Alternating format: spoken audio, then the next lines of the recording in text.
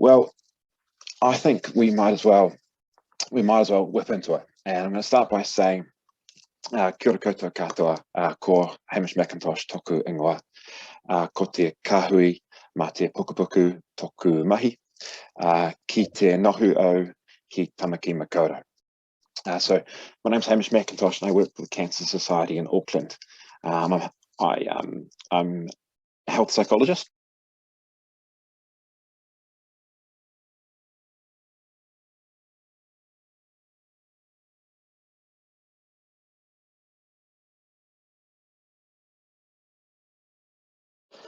Now this course, this workshop, this is the first time we're running it.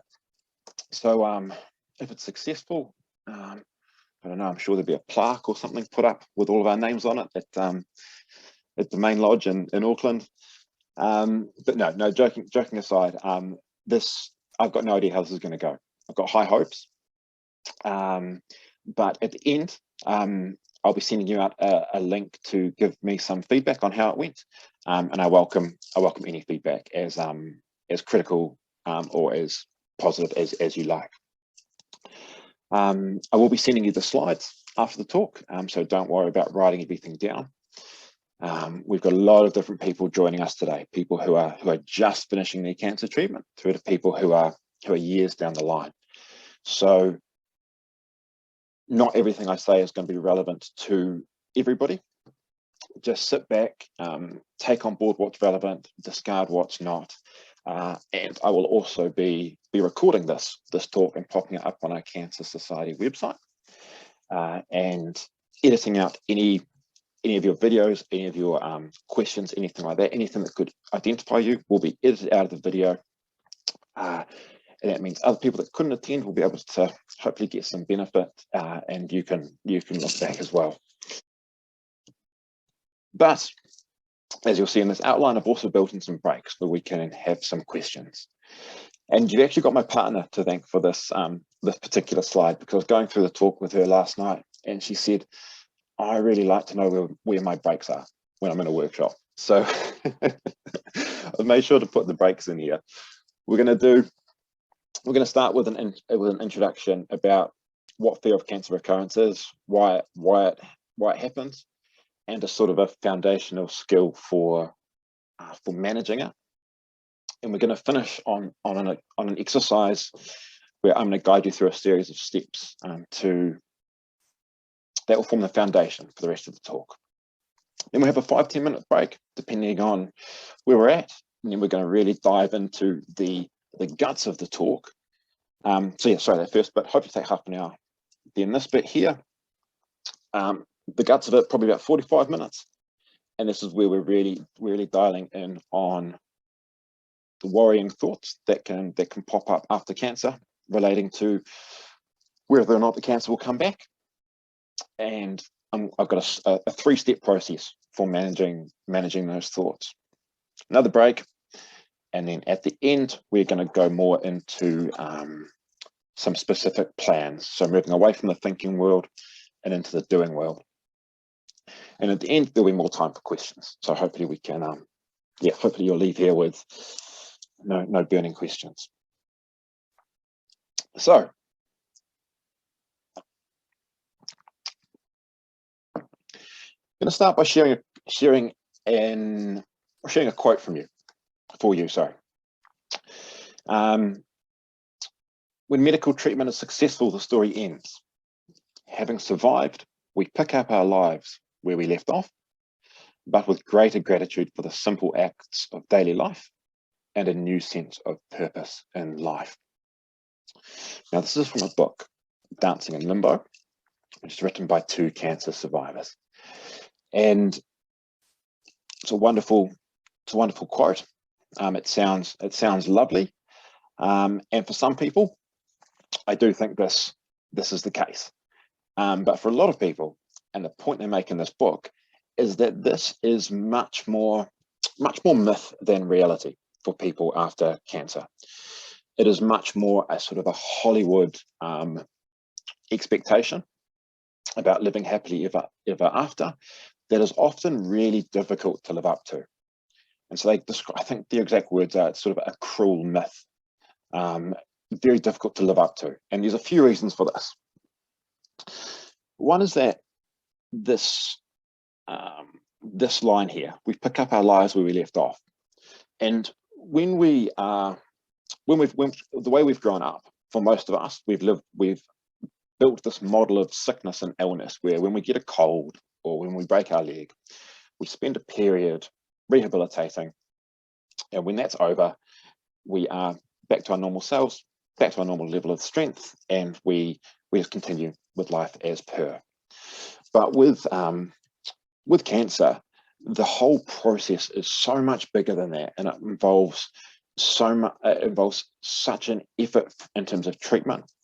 It involves so many changes to the body, so many changes to life, that it's almost impossible to pick up exactly where we left off. We end treatment a different person than when we started, and often there's a lot of catching up from an emotional perspective to do when we do get out the other side of treatment and the dust settles.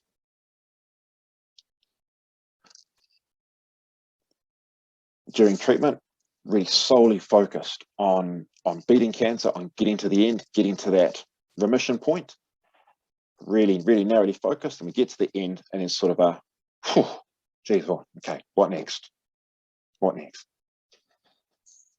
And that's where we might think, or we might hope, that we have this greater gratitude for the simple acts of life. And those might have been those beautiful moments that were had during cancer treatment, where you did stop and smell the roses, and you did take the real pleasure in the little things in life, and your brain made you stop and savor things.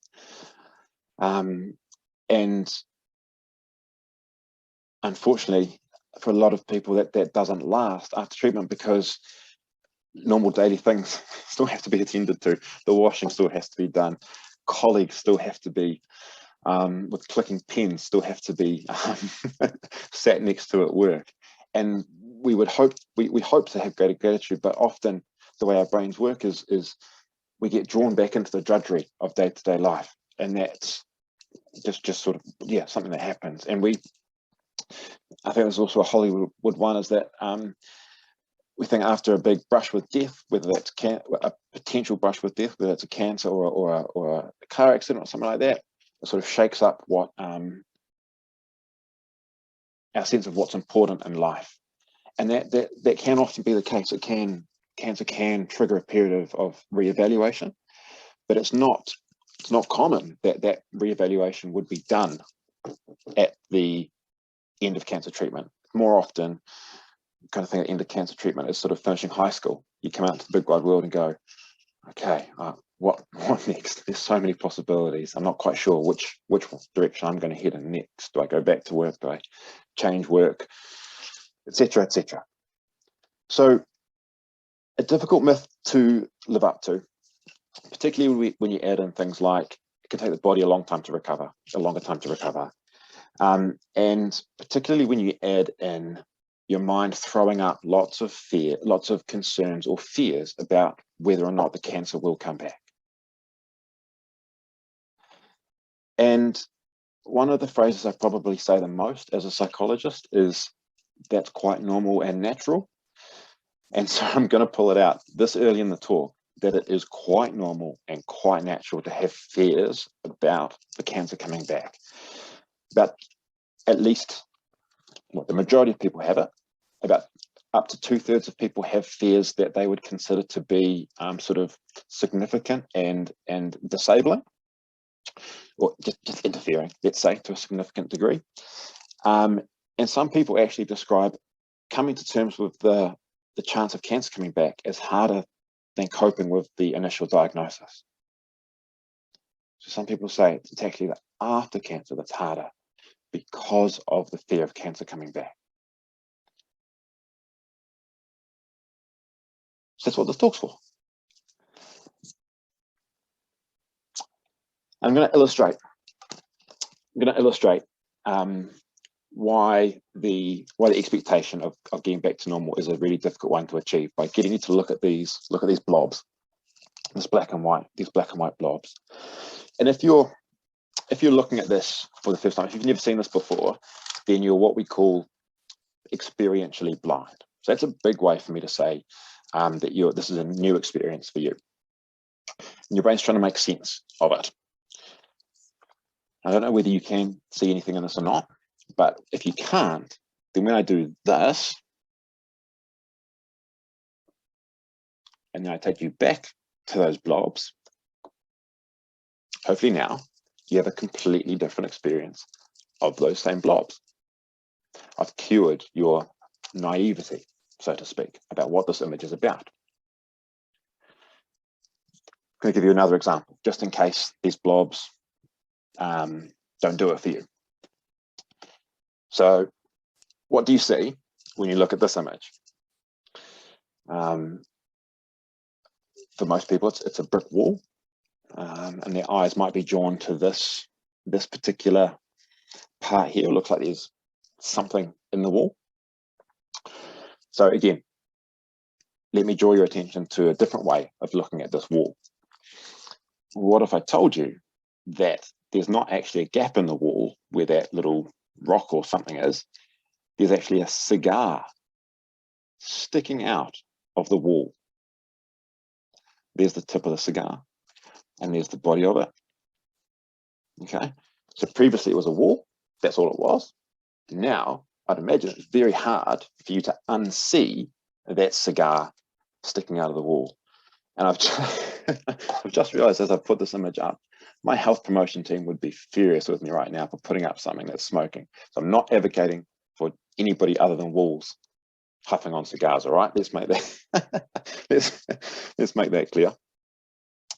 But the point I'm trying to make here is that your brain learns from all of your experiences in life. And beforehand, let's say before cancer, life was just a series of blobs. But then once you've seen the frog, you can't unsee it.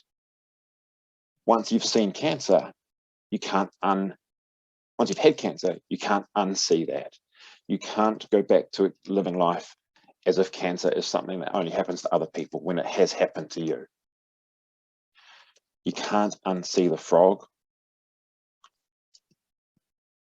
You can't unsee your cancer experience. So we've got to expect that going through cancer will change you in some way.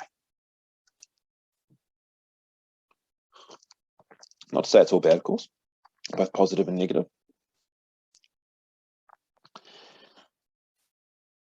So let's talk a little bit more in this introduction piece about why that is.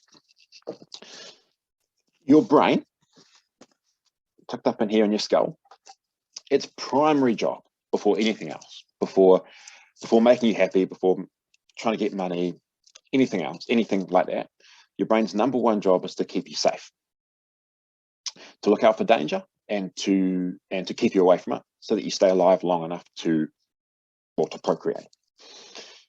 So if your brain's number one job is survival, looking out for danger, and you go through a period of danger, like cancer, then it would make sense that after that period, your brain would be on a little bit more higher alert for other signs of danger. Be a bit more sensitive, or another phrase for this is a bit more hypervigilant. So your brain would be a little bit more on the lookout for any signs of danger in the world. Okay, and an analogy for this is, let's say you have a near miss in the kitchen, and there's a fire in the frying pan, and your smoke alarm doesn't go off, but you see it in time. You smother it with a tea towel. You do all the right things. It would make sense that after that experience, after the dust is settled, you would learn from that, and you'd be like, okay, well, why didn't that happen? Why wasn't I alerted to it? Well, the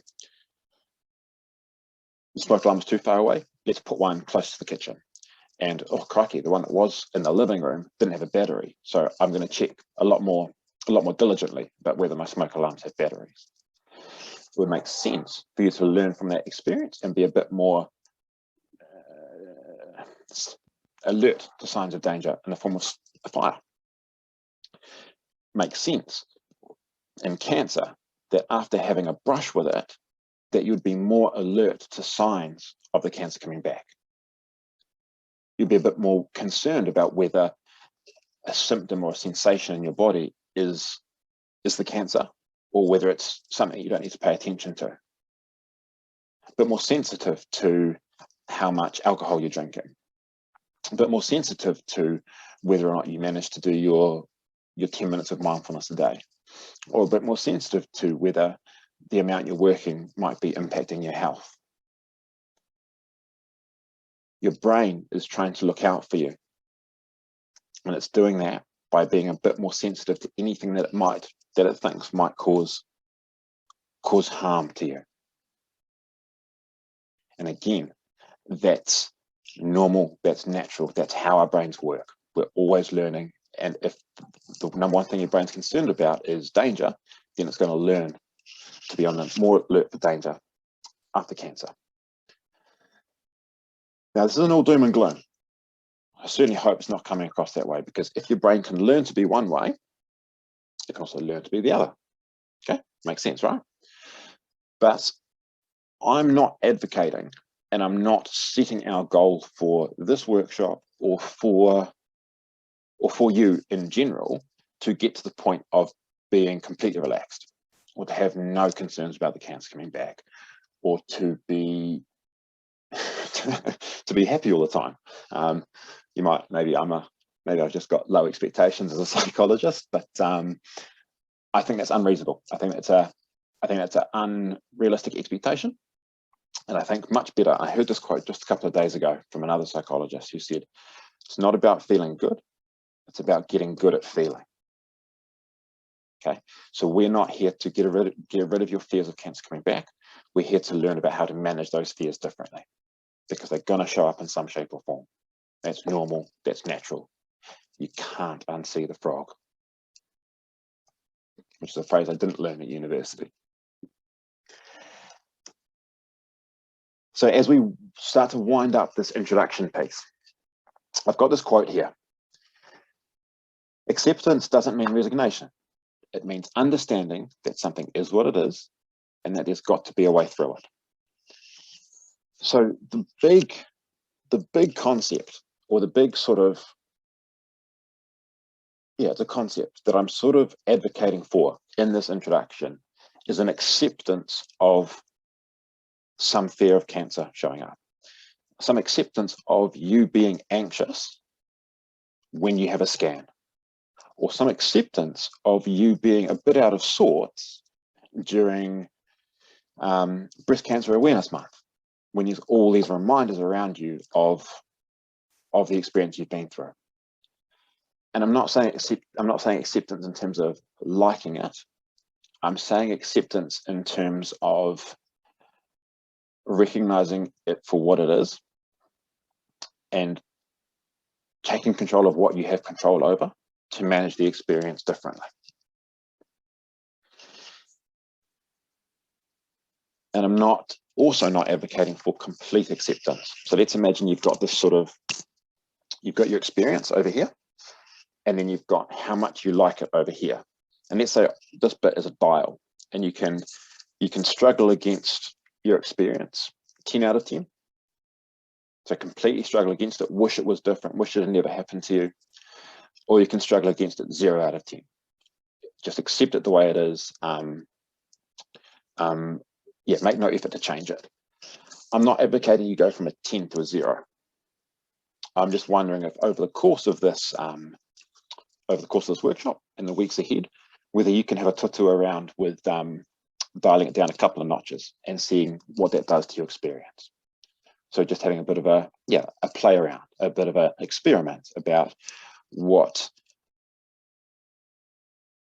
embracing those fears or welcoming. I'll say welcoming. Sometimes when I talk to athletes, I'm going to go on a little tangent here. Sometimes when I talk to athletes, one of the main things they're coming to see me about is nerves that they can't control on the start line or before a race. And one of the shifts we make is shifting nerves from things that are uncomfortable and unpleasant and therefore to be avoided to things that are signs that you are ready and you care for what's happening. And it's similar what I'm talking about here in terms of a shift towards welcoming those experiences, not because you like them, but as a necessary part of adjusting after cancer. And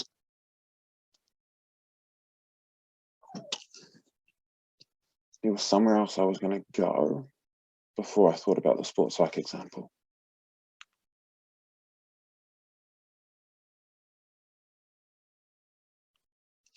Let me just check my notes. Oh yeah, that's right. And yeah, so this is just an example from a couple of days ago when I thought I had an experience myself of how acceptance changed my experience. So I was out with my daughter and it was we went out for a walk. She's a toddler, and the weather turns to custard halfway through the walk, and it started raining. Now I was there. I had a terrible father. I had a jacket for myself and an umbrella, but I hadn't packed any clothes rain clothes for her. She didn't care. She was out there running in the rain, splashing in the puddles, and I was sitting there with my jacket, huddling under this umbrella, trying to get away from the rain. And I was watching her going, she hasn't learned that this is something to be avoided or something to be uncomfortable in. And when I put down my umbrella and sort of went out and played with her as well, I kind of learned that it was actually a really warm day. I was getting wet, but it wasn't uncomfortable in any way. And once I sort of accepted or come to terms with the fact that I was going to get wet, it fundamentally changed my experience of that moment. I wasn't huddling against what was. I was working with what was put in front of me. And that's the attitude. If you wanted to switch off from this talk, if you went away with that attitude, I would be so thrilled.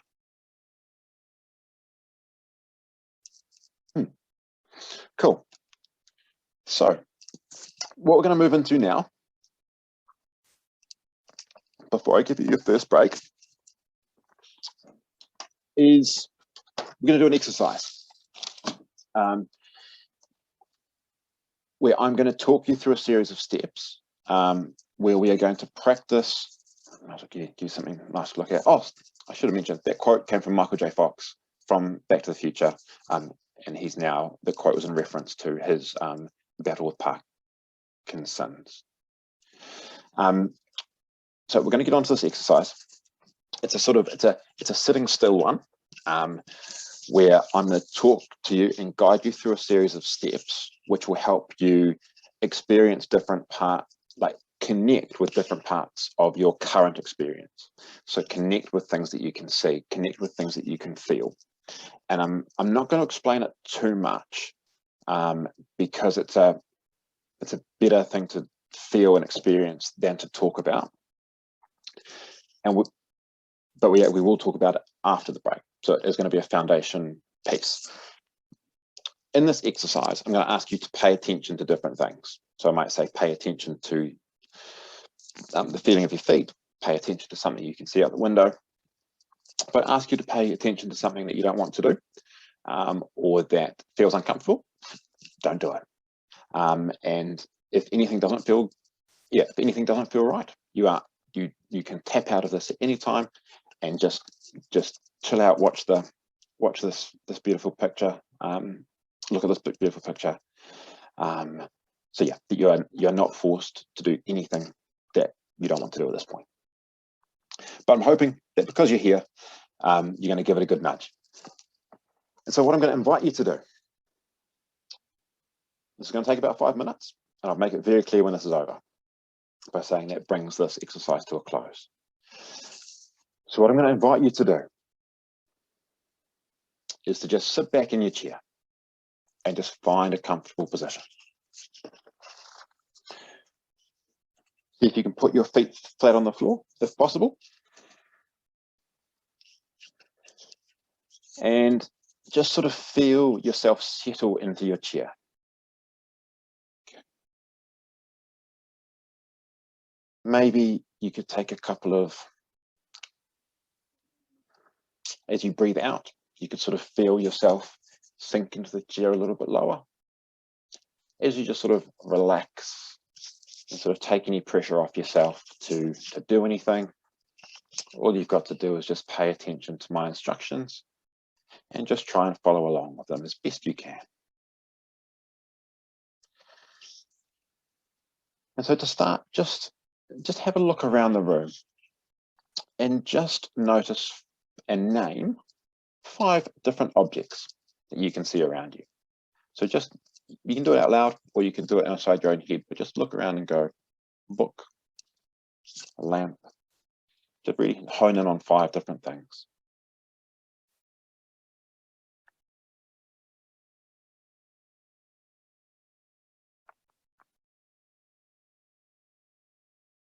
And then maybe look into the distance.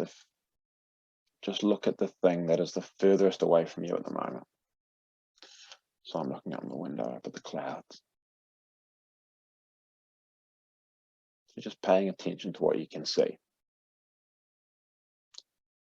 And just keeping in mind that if you can see those things, then you cannot be those things.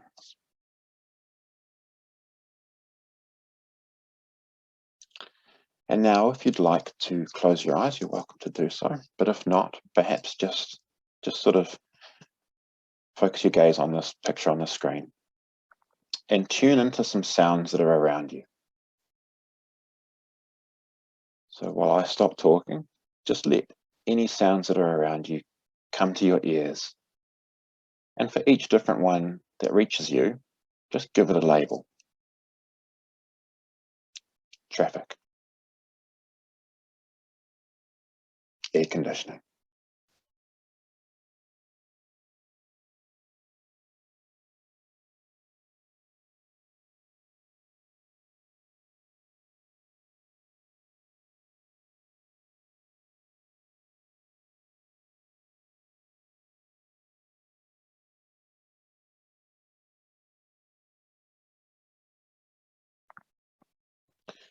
Letting sounds make their way towards your ears. If you can notice these sounds, then you cannot be these sounds.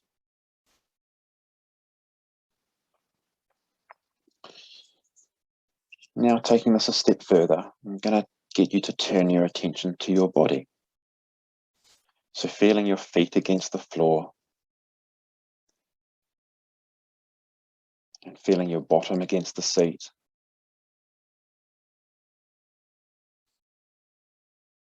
And maybe feeling your clothes against your skin. And just noticing that there is this body and there you are noticing it. This is not the same body that you had when you were younger. Might have been bits taken out of it, bits put into it. Might be some more moles or blemishes or scars. Heaven forbid there might be some more wrinkles than when you were younger. Certainly not the same skin of your youth. And so your body has changed. But there's been a part of you that's been noticing your body that has always been there.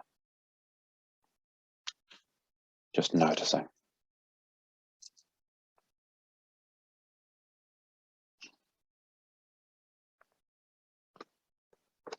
And then zoning in into your body. And see if you can notice any particular, zone in on any particular sensation that really captures your attention. So it might be a particular feeling, an emotion, or it might be a particular sensation, like hunger, or could be a feeling of your breath going in and out of your chest or stomach.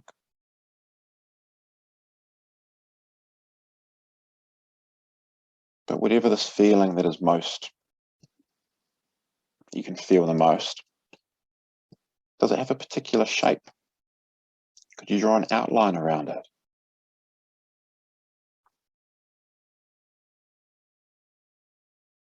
And could you tell me, is the feeling deep inside you or is it close to the surface?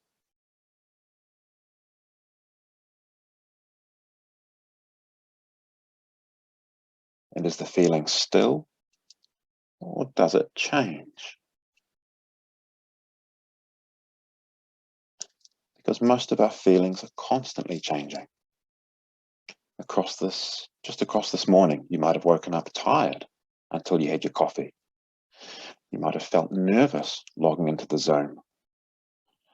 You might have been feeling some emotions as I was talking about this during this introduction piece. The way we feel constantly changes, but there's this part of you that can notice those changes.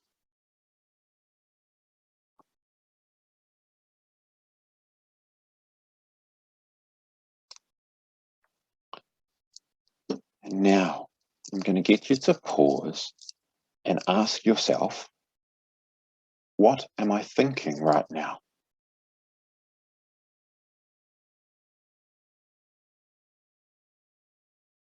Now, often there's a pause, as if our thoughts get shy. And maybe the first thought that pops up is, I don't think I'm thinking anything. Or that was a thought. Where was it located? Where do you experience thoughts? Are they words or sentences or images, voices?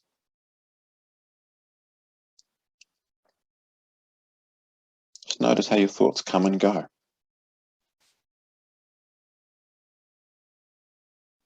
Our thoughts are always changing. You might be thinking about this exercise, then you might start thinking about what you're going to do afterwards. The things that worried you when you were a youngster most likely don't worry you now. And so what we think about and the way we think is always changing. But there's a part of you that can notice those changes. We don't have a good word for that part of you, but as we move this exercise towards its conclusion, we can consider the part of you that notices to be like the sky. The sky is so big and all-encompassing, but quite often the sky can be obscured by clouds or weather. Some storms roll in, big grey clouds. And if you think of those clouds or those weather systems as like thoughts and feelings, sometimes we only see the clouds. We only see the uncomfortable thoughts, the difficult feelings. We only see the worrying thoughts. We forget that there's this part of us that's bigger than the thoughts, bigger than the feelings. This part of us that's like the sky isn't changed by the weather, but can notice it. And it can notice that, like the weather, our thoughts and feelings will always change.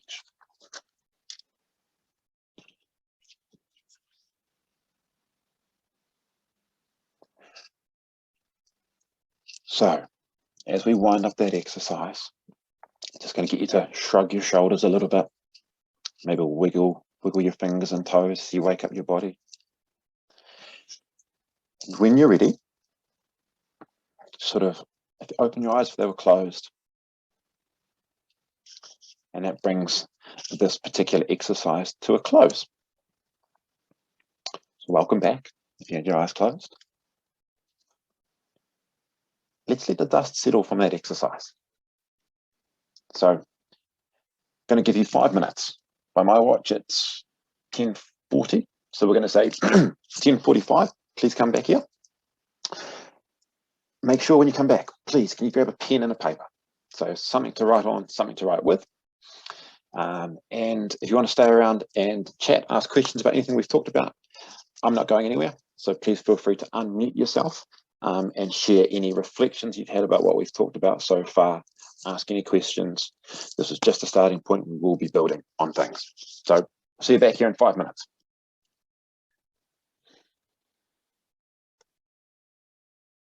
Okay, so let's track our progress. We have gone through the first part of the talk. It's now in yellow. It's in the past. Talked about a bit about why fear of cancer recurrence is normal. We talked about acceptance being a key piece to whatever level you're able to create. And we've been through a noticing exercise, connecting with the part of you that's able to notice the experiences that are happening to you. Now we're going to move on to onto the thinking piece. And as we do so, I'm going to let you in on, I'm going to run you through a little psychology 101. If you ever meet a psychologist, this will tell you a little bit about how they are thinking about things. We like to break the world down into three, well, sometimes we do it with five, but I like to keep it simple and go three domains. So things that we are thinking about, ideas, words, pictures, images in our mind. Things that we are feeling, that is either emotions, sadness, happiness, anxiety, guilt, or sensations like pain, hunger, could be an emotion, tired. And then the things that we do, that's anything that, to keep it simple, anything I could see you doing if I was watching you through a camera. So I could see you sitting at this laptop, for example, or going for a run, sleeping, activities. And the amazing and tricky thing about being human is that all of these things are related, and they interact with each other so quickly, kind of before we realize. So that's what the arrows going both ways means. So things that we think about impact how we feel. So if I think, oh, I can actually, well, actually no, I'm not going to give a general example. I'm just going to go straight into a cancer example. Let's imagine that you feel, to start with, let me get my camera, let me get my pointer. Let's imagine that you feel a strange ache in your body. Okay, it might be in your lower back. You've never felt it before. Let's say this is after cancer treatment. You feel this ache. Now, a reasonable thought for your brain to have, not a helpful thought, but one interpretation of that is your brain going, uh-oh, what if that means the cancer's back? What if it's spread to my back? Now, if you think that, how are you likely to feel? Well, probably anxious, nervous, worried, upset. And if you feel that way, then that is likely to involve, or to change your experience again. When we're feeling nervous, you guys will be familiar with how you feel when you feel nervous. For me, I feel a real stomach sensation of butterflies.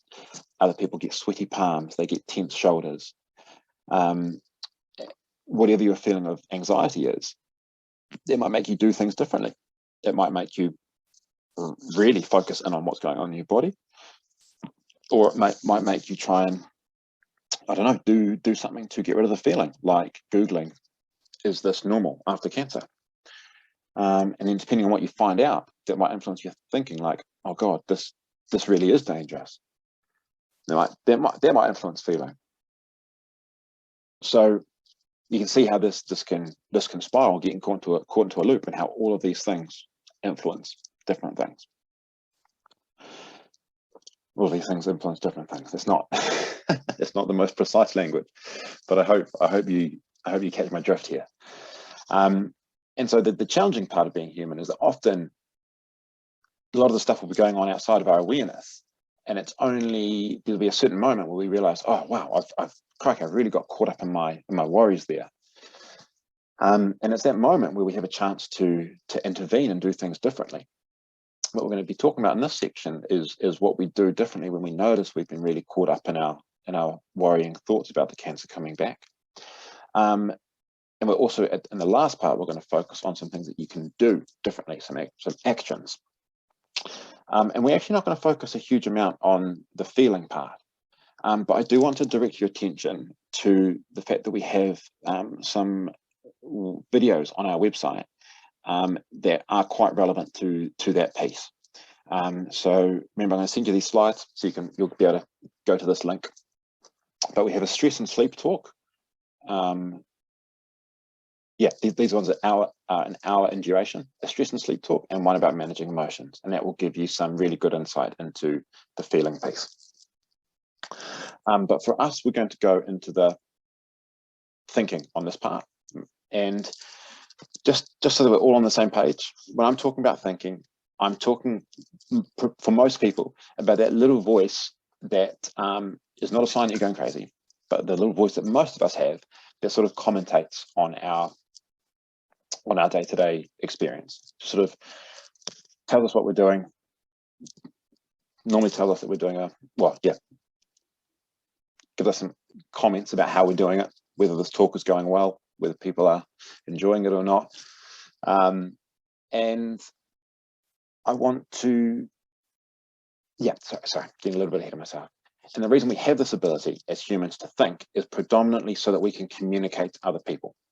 So when I look outside my window and I see a tree, if I was to describe that in all of the detail of the tree, to tell you about, I'm looking at this thing that's got a brown center cylinder, and it's got some green fluffy things that go out like that, and some green droopy bits like this, and some more sideways brown bits. That's complicated.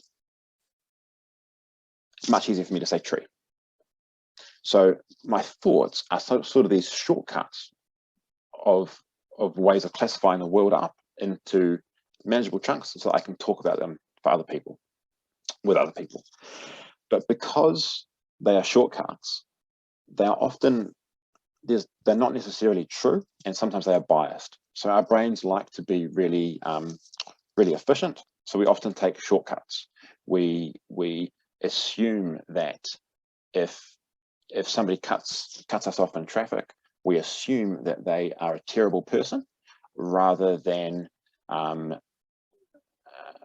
assuming that they might have a really good reason for driving really quickly on the motorway. So we take a shortcut to assume the worst of other people when we don't know them and when they've done something to harm us, or not to harm us, but yeah. I'm not going to I can feel myself getting caught into this. I think we take shortcuts, and those shortcuts aren't necessarily helpful, but they are inbuilt into the way our brains work. And I just want to mention one, though, that's relevant to cancer, is that often there's a bias towards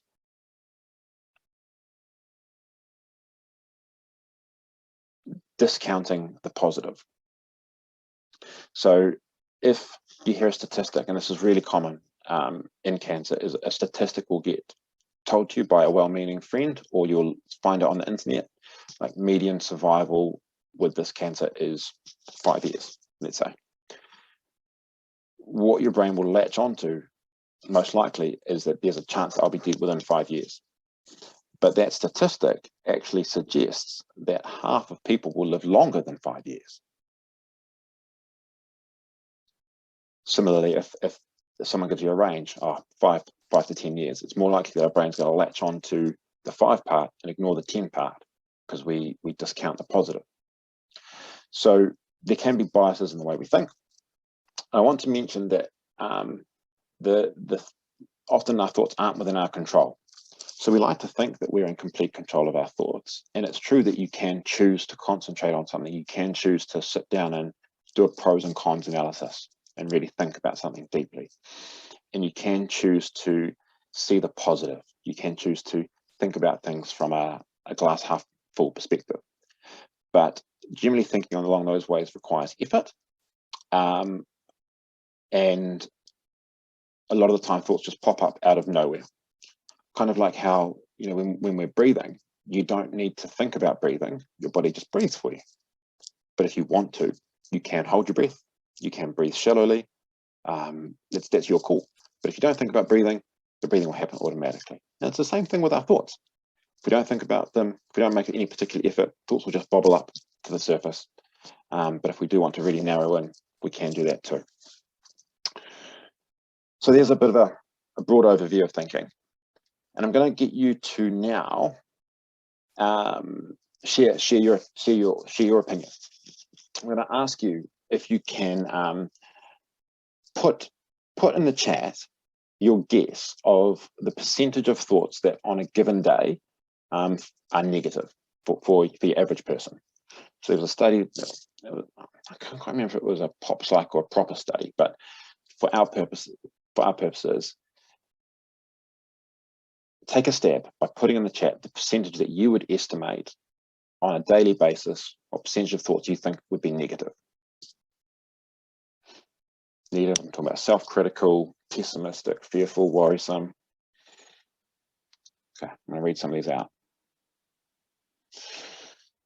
We've got a 50%, we've got a 70%, over 50%, maybe 75. So somebody also, somebody's going 75%, 30%. So brilliant example here of the wide range. No one size is going to fit all. Everybody's, the way everybody thinks is differently based on our early childhood experiences, based on our genes, based on the things that have happened to us throughout our life. But this study that I am mentioning here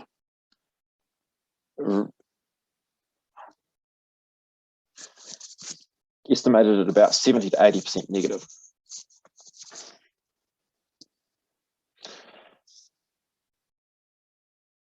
If that's not you, awesome, brilliant, good. No, that's fantastic. Yeah, nothing's wrong.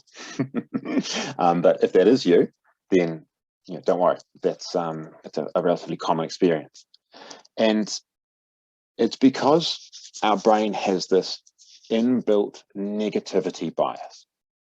So our brain would prefer to assume the worst to keep us safe.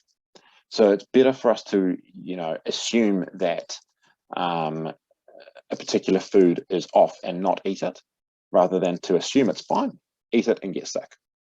Yeah, in this Calvin and Hobbes cartoon, it's better for Calvin to sort of tiptoe gently around the house when he comes in through the door, in case there's a tiger around the corner. If he's right, then he's on edge and he can hopefully escape. But if he's wrong and there's something cuddly around the corner, then no harm, no foul. He's not missed out on anything. So our brains would prefer to err on the side of caution with everything.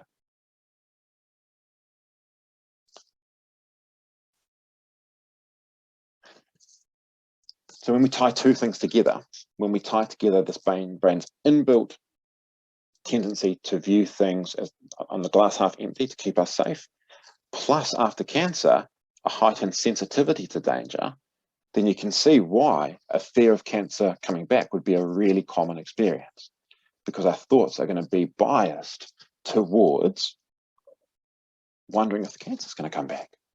And again, normal and natural. It's the way our brains are wired, the way our brains are wired. So we're going to get into a different exercise now to sort of bring this thinking to life, to actually shine a light on what are the sort of thoughts that people are putting up with on a day-to-day basis. And what I'm going to do is take a real risk in switching my application. So I'm going to go stop share. I'm going to share this Word document. Okay, you should all see a Word document. What I'm going to type onto this document any thoughts that people have had or that are related to the fear of the cancer coming back. So any thoughts that your mind sort of hits you with when you're really worried. First one, just to sort of get the ball rolling. One that I have heard from a number of people is, after treatment, what if there is still some cancer in my body? I'm gonna get the ball rolling. There we go. But I really want to hand this over to you guys. So pop it in the chat, or if you want to unmute yourself and let me know. Yeah, tell me, what does your mind, what does your mind say to you? And I've used the word stories here. Sorry, I should have pointed this out. Not to say that not to sort of minimize these thoughts at all, but just to comment on stories can be fiction or non-fiction. They can be based on fact, or they can be based in fantasy. So stories capture all of these ideas that our mind has. So get going and fire these into the chat. Got one already. Cancer, when you get it, never leaves.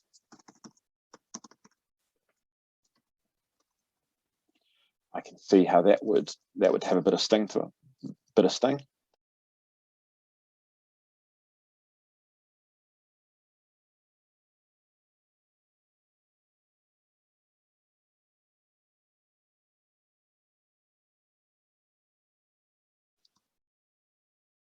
Guys, I'm so privileged by your bravery here to share these. Thank you.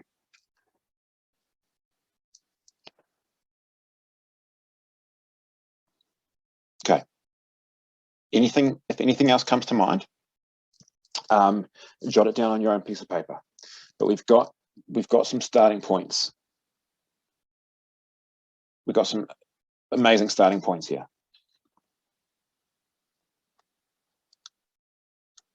And when I say amazing, I don't mean amazing because these are what we necessarily want, but amazing because they're real. Amazing because this is how our brains speak to us. I caused cancer by the way I lived. It's my fault. And lots of these concerns are valid.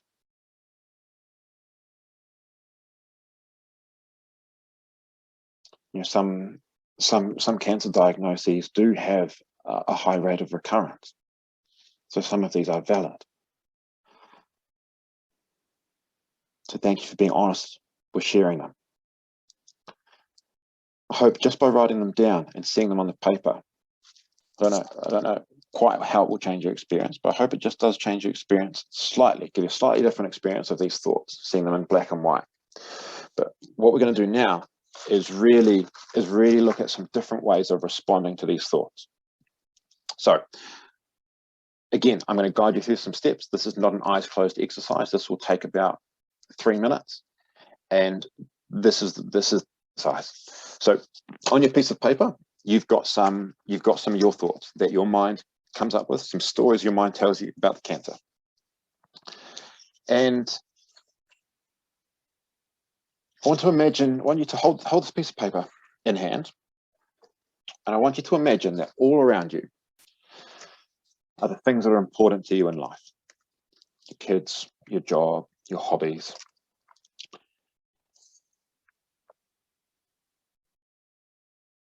And on this piece of paper are the difficult thoughts that your mind is throwing up for you. And to represent what can so quickly happen when we get hooked by these thoughts, when we're not aware of what's happening, our thoughts are really beating us up, I want you to slowly, over 5 seconds, slowly move the piece of paper until it's really close to your face. Okay? Really close to your face. And that is symbolizing you getting caught up in these difficult thoughts and feelings. So I'm going to do it as well. So these thoughts and feelings are there, prominent, right in front of your eyes. And what's life like when the thoughts are right here? You know, if your laptop was your kids and they were playing, how easy would it be to see them and interact with them and do the things that are important to you with them when your thoughts are here, so prominent in your attention? We've got phrases for these in the English language. We say the person's got their head in the clouds, so they're a million miles away, or they're lost in thought. So this is a common experience. And now the next part of this is that it would make sense. You know, you've got all these difficult thoughts. You don't want them. They feel unpleasant. So it makes sense to push them away. So slowly, over 5 seconds, just sort of slowly, still holding onto this piece of paper, push it away. Hold it at arm's length. Okay. And so this is symbolizing a natural response to these thoughts. Really natural to push these away. You don't want them. You don't want them. So hold your arms out there. Hold your arms out, because it is true that you can push thoughts away for a period of time. But at what cost? You know, if I asked you to hold your arms like this all day, I don't know how fit you all are, but for me, this would be a real struggle. This would be exhausting. And so we can make ourselves not think these thoughts. We can try and push them away, but it's an exhausting experience. And ultimately, your thoughts are a part of you, like your feet are a part of you, like your blood is a part of you, like your memories are a part of you. It's all part of you. So we're going to change to one other way of doing things. And that is, again, what we're going to do. We're going to get caught back up in our thoughts again. So I want you to bring these thoughts towards your face.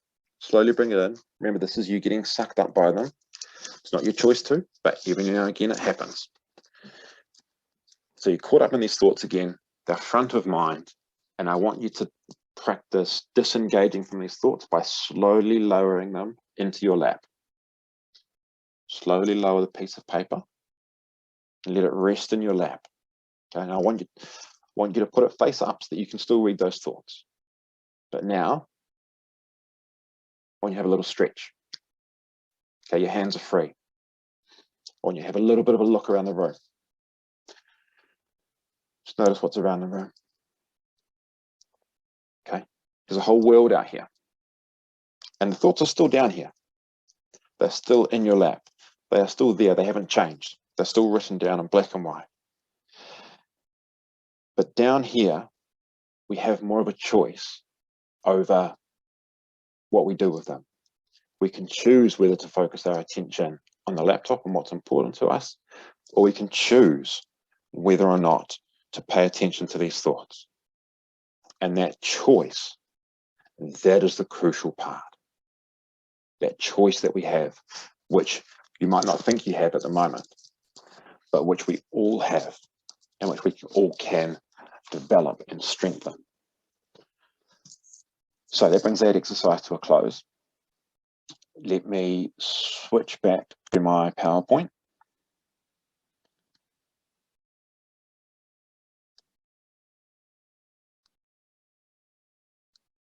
Okay, should be back in our PowerPoint. So we're going to go through a 3-step process that puts into action going from here to here. Okay, what we did was quite metaphorical. Now we're going to try and make it a bit practical by putting in some actual steps around it.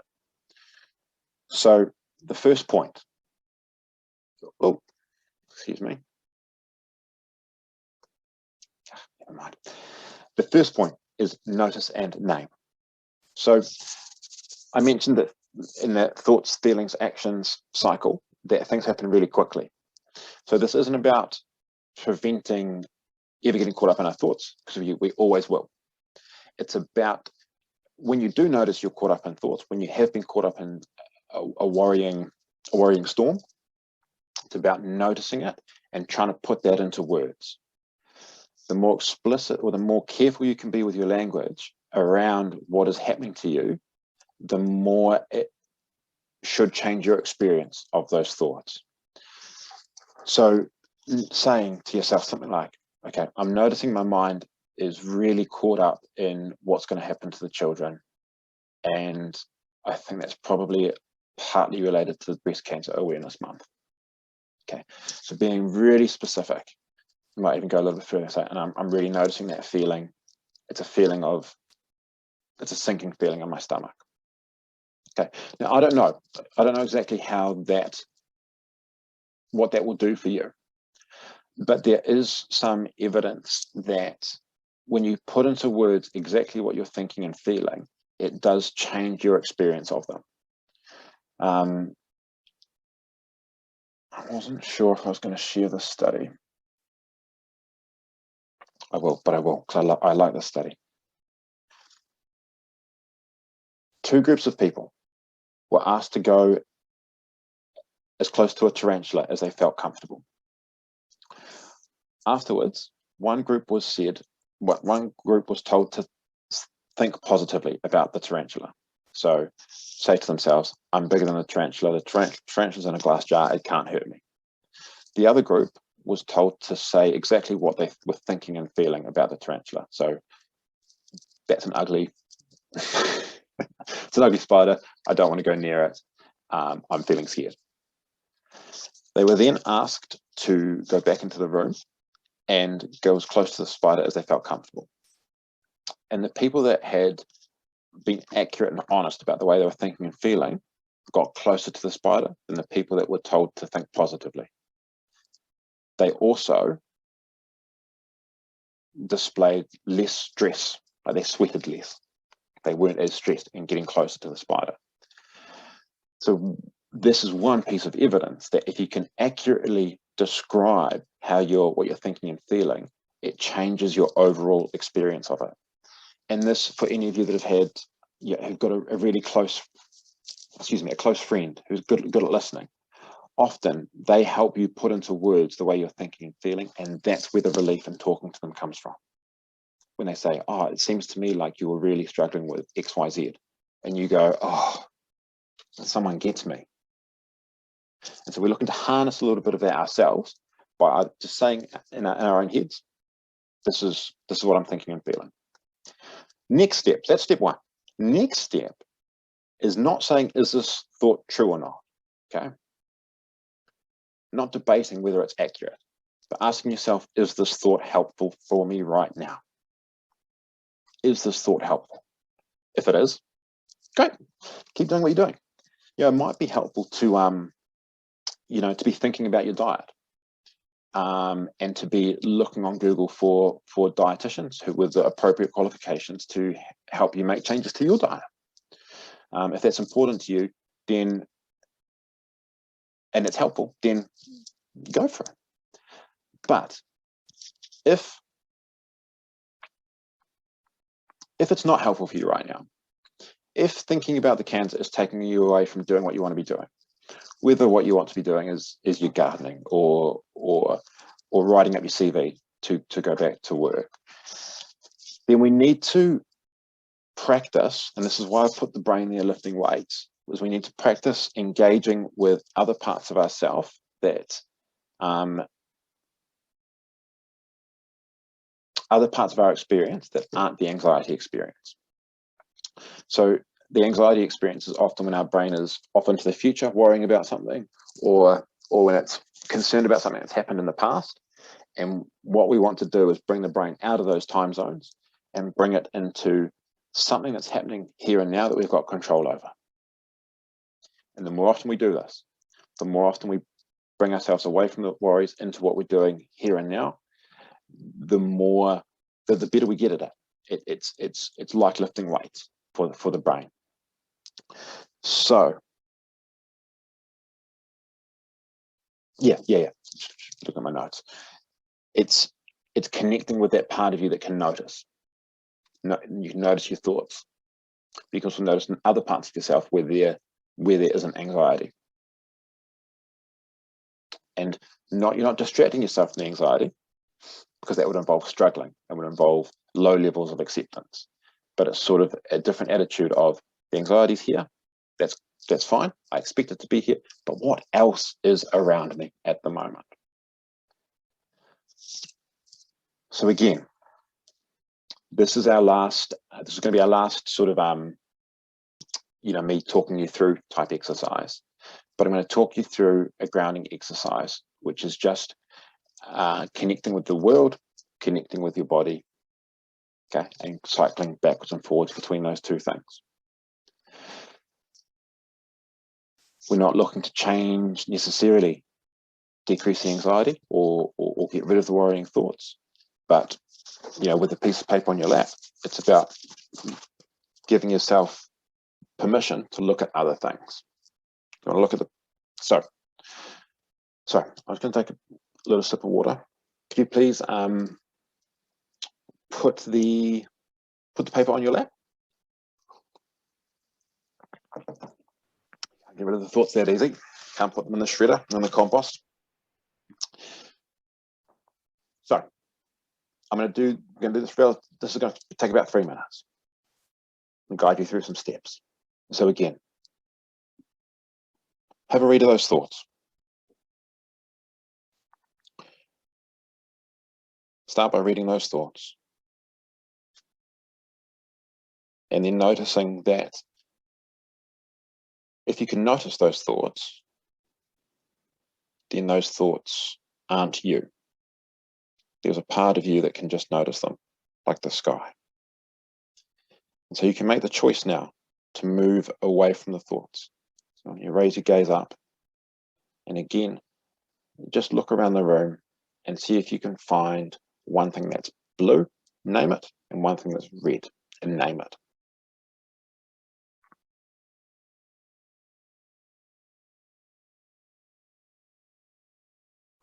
And then just paying attention to your sense of hearing and just seeing if you can hear the noise, or just focusing in on the noise that's the furthest away from you right now.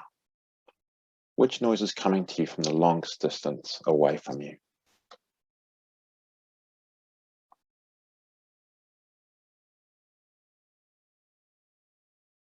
So connecting with the world. And then just, what taste is in your mouth right now? Is there anything lingering on the palate? And then connecting with your body.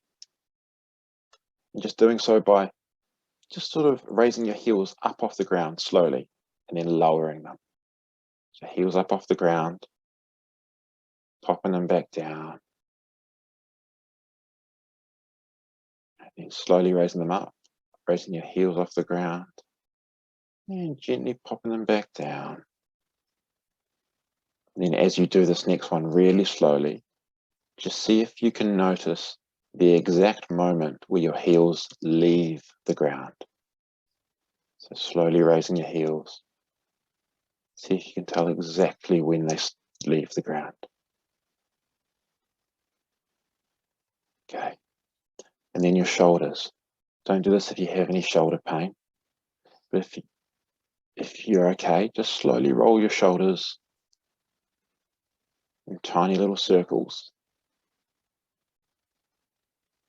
Just keep rolling them in that same direction. And then make the choice, whenever you're ready, just make the choice to change direction. You choose when. You're in control here.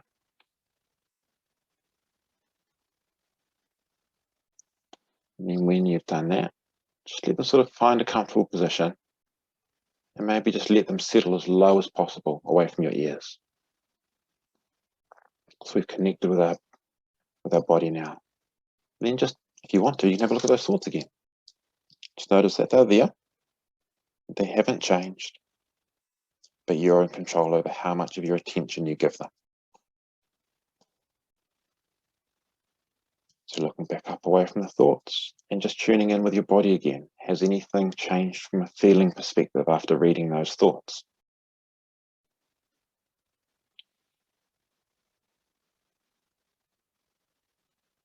Remember, feelings come and go like the weather. You can choose to connect with that feeling, wait for it to change, see if it changes. Or you could again go with the body and see what you can smell right now.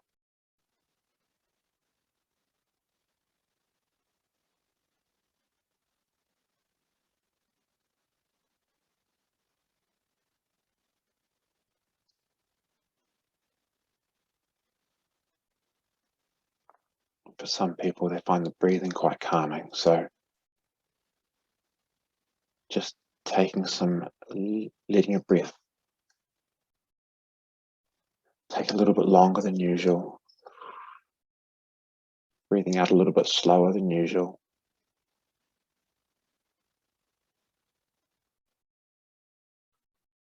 You can be in control of that too.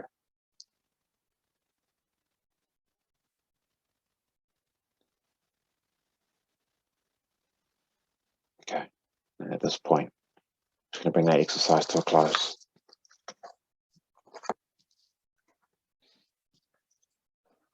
Okay, so guys, that last exercise wasn't revolutionary. It's similar to things we've done already. We were looking for different parts of our experience, different time zones, or the present time zone where the anxiety wasn't residing.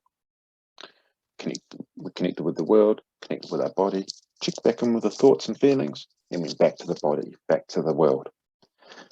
And you can cycle through that as often as you need to until you feel like you can engage with the world. Not necessarily until the thoughts disappear, not the goal, but until you feel more grounded, more centered. Now, I'll send you some links to some audio recordings of a very similar exercise to that, which you can practice. But we've got this 3-step process here. Noticing and naming. Is this thought helpful right now? If it is, keep doing it. If it's not, connecting with essentially what's happening right now around us. So last stretch break. We have another 5 minutes. You put in a really big shift there. That was hard yakking. I think it was hard yakka. So please grab a glass of water, and just while you're away, please have a think about anything that you do that helps you to connect with your senses. Okay, anything that a strategy you have found useful when you notice you've been caught up in your worries. Okay, and I'm not looking for a strategy about changing the worry, but something you do that's helpful after you've noticed your worry. Okay, so let that tick away, and then we'll have a chat when you come back. If you want to hang around and ask questions, you're welcome to. 11:31, it will be by my watch, so 5 minutes from now. I'll see you soon.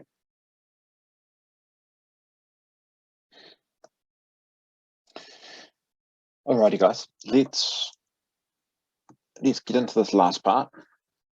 I was just sort of thinking over the break there about how what I'm proposing, it seems, well, it could seem effortful and not a bit of a process, and I would love to give something that was going to be a quick fix and an instant sort of happiness kind of guarantee. But I suppose I hope that when you look at this, you do so with a bit of optimism or a bit of enthusiasm that, okay, I've had some experiences from this talk today that make me think this could be helpful. This process could be helpful. I think it gives you a little bit of spark. And then that spark translates into a commitment to give it a nudge over a week to 2 weeks before judging whether it's helping or not. Because just like if you went out for one run and were then annoyed that you weren't suddenly really strong, the way we think, particularly if we've been thinking a certain way for a long period of time, it does take time to change. So I hope the fact that this isn't a quick fix, I hope it enhances your sense that this could actually be helpful or useful if stuck to. That was just what I was musing on in the break. I hope you had a more restful time. I'm going to hand it over to you guys now, because I want to hear any other strategies that you guys find really helpful for disengaging from those worrisome thoughts. And I do have a couple more up my sleeve. They're ones I've heard from other people that I've worked with. But let's go over to the group's wisdom at the moment. If you want to unmute and say something, you're welcome. If you want to pop it in the chat, you're welcome as well.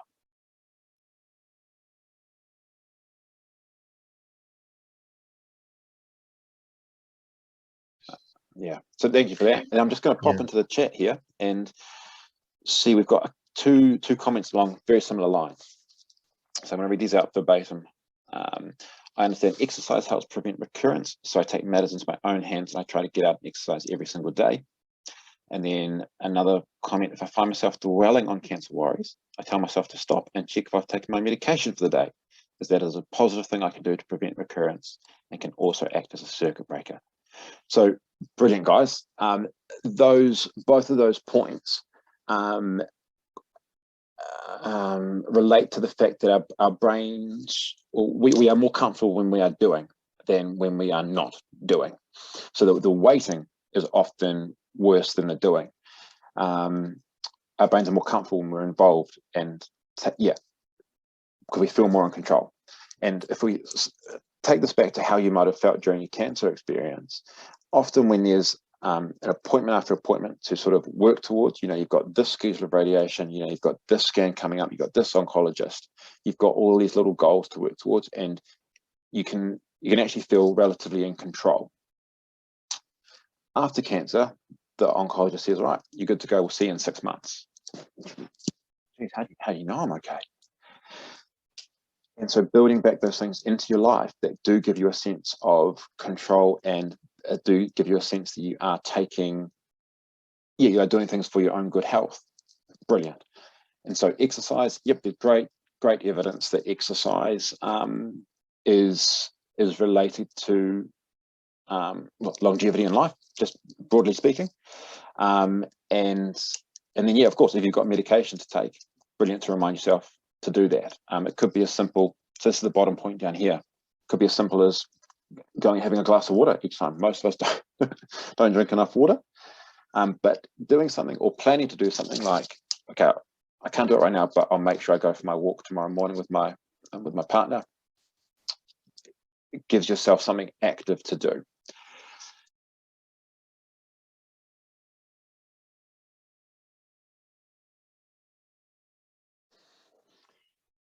That's all you wanted to say, but everything you said was so important. Thank you for sharing, and thank you for adding in a dose of realism to what we're talking about with mindfulness, because getting acquainted with the way our minds work in any shape or form, whether it's through meditation or therapy or spending time journaling, is sure, for some, it's a tricky experience. The way our brains work can be really confronting. I suppose if it wasn't, I wouldn't have a job. So thank you for mentioning the point that this isn't straightforward. It is an ongoing process.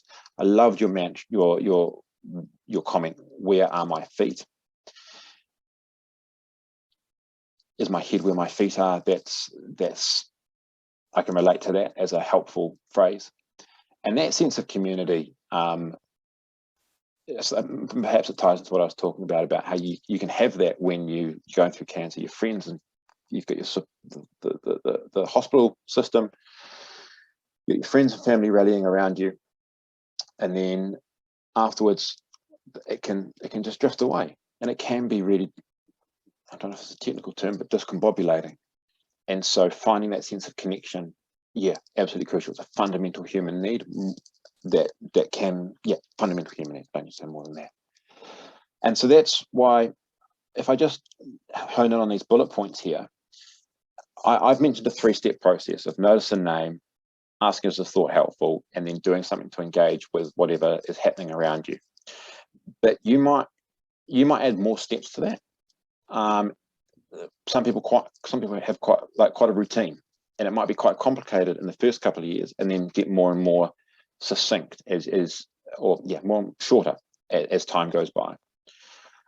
Might just be 5 gentle breaths. Talking it over with someone, I think, it's emphasizing how important noticing and naming it is. So actually verbalizing what you're worried about to a friend or a colleague or a family member can help you give another perspective on whether this is something that is reasonable to be dwelling on, whether you should be concerned about it.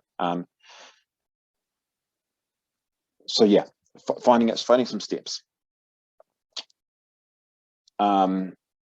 and finding comfort in that routine can be helpful. Okay, thank you for all of your comments. I'm sorry I didn't get to all of them in the chat. Hope you guys are able to read them. So as we fire into the last part of this, we have moved into this territory a little bit in terms of sorry, let me slow down.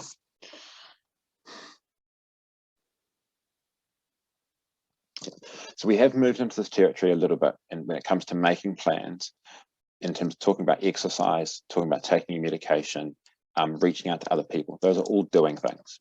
So the previous section was a lot about the thinking, but life happens out there, the things that we do.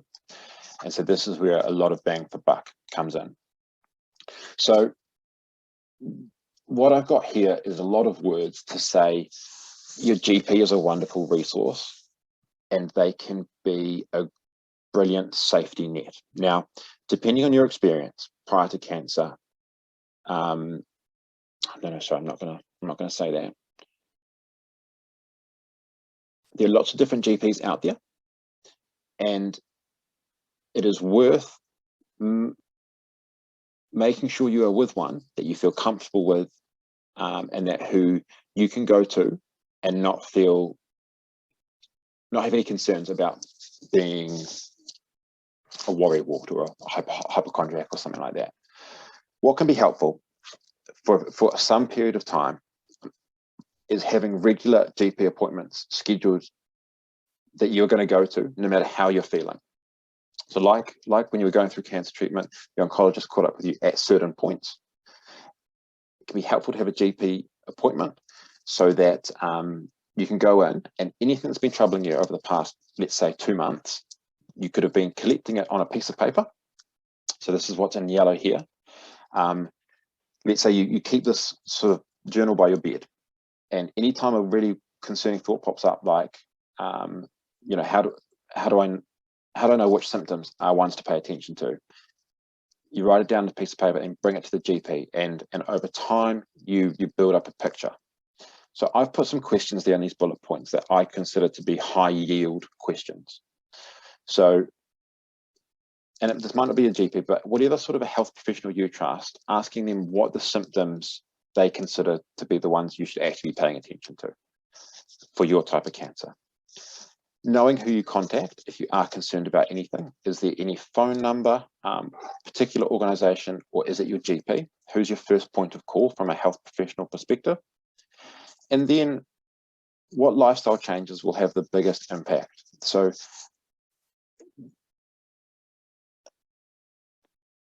there are lots of different changes we could make to our lifestyle, but I think a reasonable question to ask is, what are the ones that are going to be the least effort for the maximum reward, rather than changing everything?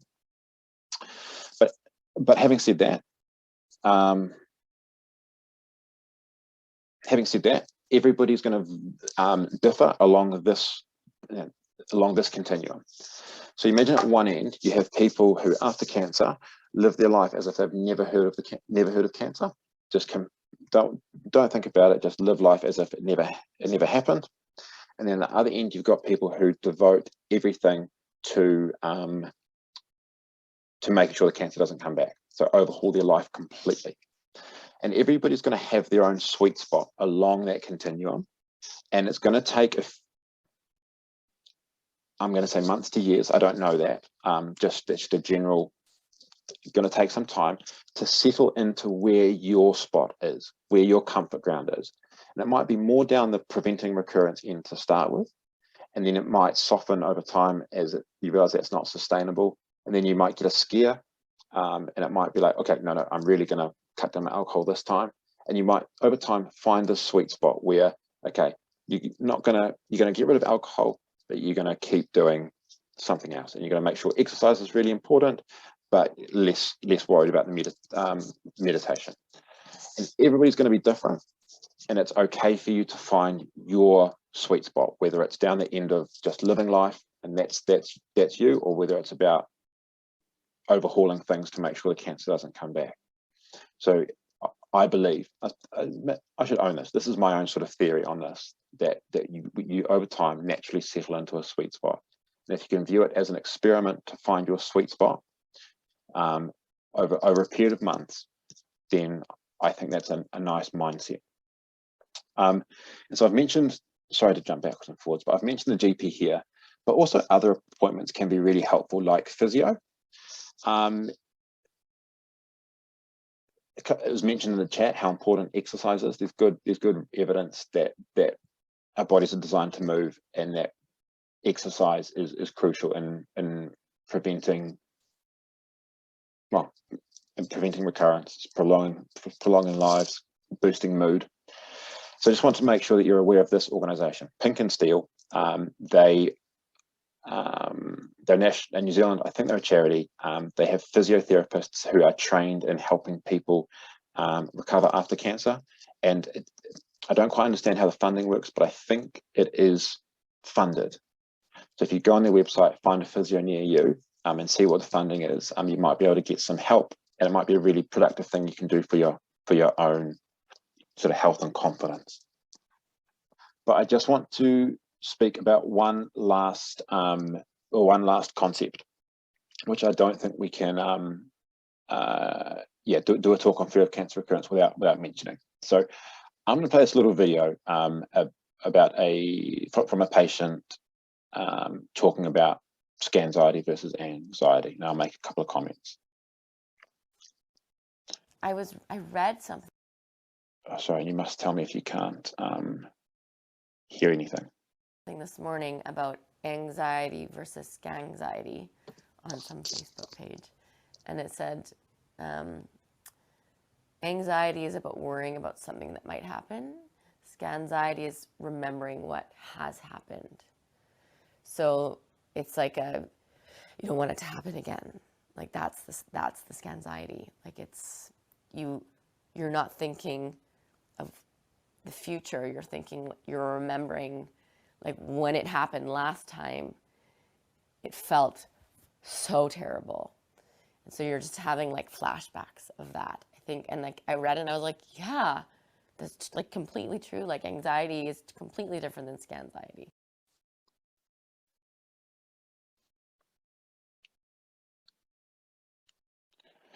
So as